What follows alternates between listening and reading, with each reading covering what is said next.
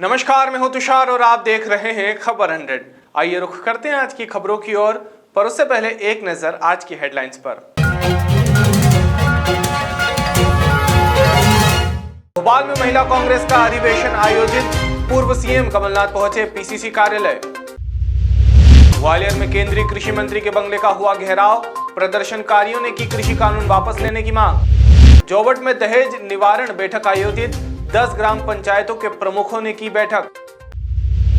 इंदौर में धूमधाम से मना 72वां उर्स, खजराना दरगाह पर दिखी उर्स की धूम।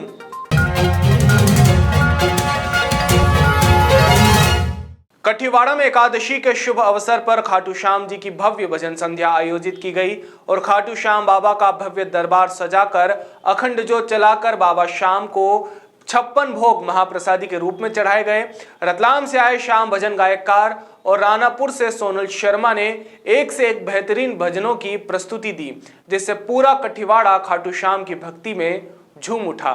इसी बीच भजन संध्या में वालीपुर वाले बाबा योगेश महाराज का आगमन हुआ और श्याम प्रेमी ग्रुप कठीवाड़ा ने वालीपुर वाले बाबा का भव्य स्वागत किया।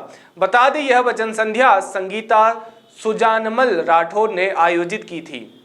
बुधवार को भोपाल में महिला कांग्रेस के अधिवेशन में शामिल होने मध्य प्रदेश के पूर्व मुख्यमंत्री कमलनाथ पीसीसी कार्यालय पहुंचे, जहां पर कमलनाथ ने महिला कार्यकर्ताओं का हौसला बढ़ाने की अनेकों बातें कही। इसी के साथ कार्यक्रम को संबोधित करते हुए कहा कि हमारा मुकाबला भारतीय जनता पार्टी से नहीं बल्कि उनके संगठन से है, उनके धनबल से है और प्रशासनिक अमले से है। महिला कांग्रेस को किस प्रकार की प्राथमिकता दी है, किस प्रकार की शक्ति दी है। एक बात मैं पुरुषों को कहता हूं,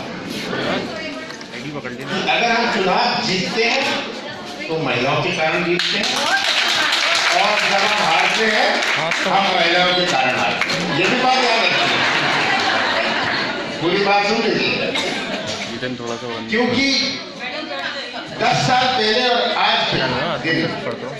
बहुत अंतर है। समय में परिवर्तन हुआ है, समय ने राजनीति को भी परिवर्तित किया है। आज महिलाएं जो कभी नहीं जुड़ी थी सोशल मीडिया से, आज महिलाएं सोशल मीडिया से जुड़ी है। आज एक उन्हें ज्ञान है, जो पहले उन्हें ज्ञान देने जाते थे, आज महिलाएं उन्हें ज्ञान दे सकती हैं। ये हमें बात याद रखनी है और एक नई दृष्टि से, एक नए नजरिए से महिला कांग्रेस का संगठन कैसे बना। 10 साल पहले जो प्रयास किए जाते थे उसमें और आज में बहुत अंतर है। ये हमें बात याद रखनी है। मध्य प्रदेश के ग्वालियर में कृषि कानूनों के विरोध में अनिश्चितकालीन धरना कर रहे किसान संगठनों को धरना स्थल से हटाने के बाद संभाग भर के किसान संगठनों का आक्रोश अब चरम पर है। बुधवार को अखिल भारतीय किसान समन्वय समिति ने केंद्रीय कृषि मंत्री नरेंद्र सिंह तोमर के गांधी रोड स्थित बंगले का घेराव कर धरना प्रदर्शन किया। केंद्रीय कृषि मंत्री हमारे ग्वालियर के हैं। उन्होंने अभी ग्वालियर अपने प्रवास के दौरान और इस तरह की बातें कही, वो बहुत अपमानजनक है, ग्वालियर का अपमान है उसमें। उन्होंने ये कहा कि कानून में क्या कमी है, कोई किसान नेता बताने के लिए तैयार नहीं है, बताता नहीं है। जबकि सच बात ये नहीं है।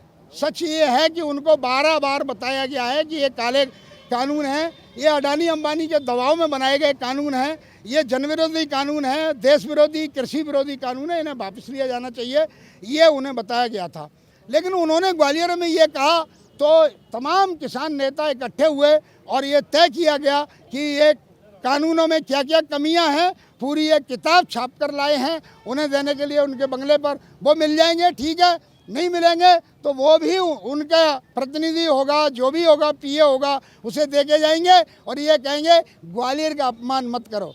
ग्वालियर का आज भी पूरी दुनिया में, हिंदुस्तान में 1857 में ग्वालियर का अपमान हम झेलते हैं, पूरा ग्वालियर झेलता है। और एक बार फिर ये अपमान आप कर रहे हो कि पूरा देश कहेगा कि ग्वालियर का कृषि मंत्री था जो किसानों को गुलाम बना गया, वो अंग्रेजों का गुलाम बना के गए थे राजा महाराजा, और ये कृषि मंत्री किसानों को गुलाम पूंजीपतियों का, कॉरपोरेट का बना जाएंगे। इसलिए ग्वालियर का नाम बदनाम मत करो, ये एक निवेदन करने के लिए हम आए हैं। जोबट के गांव कंदा में सबरी जयंती पर भील समाज ने दहेज निवारण शिविर का आयोजन किया।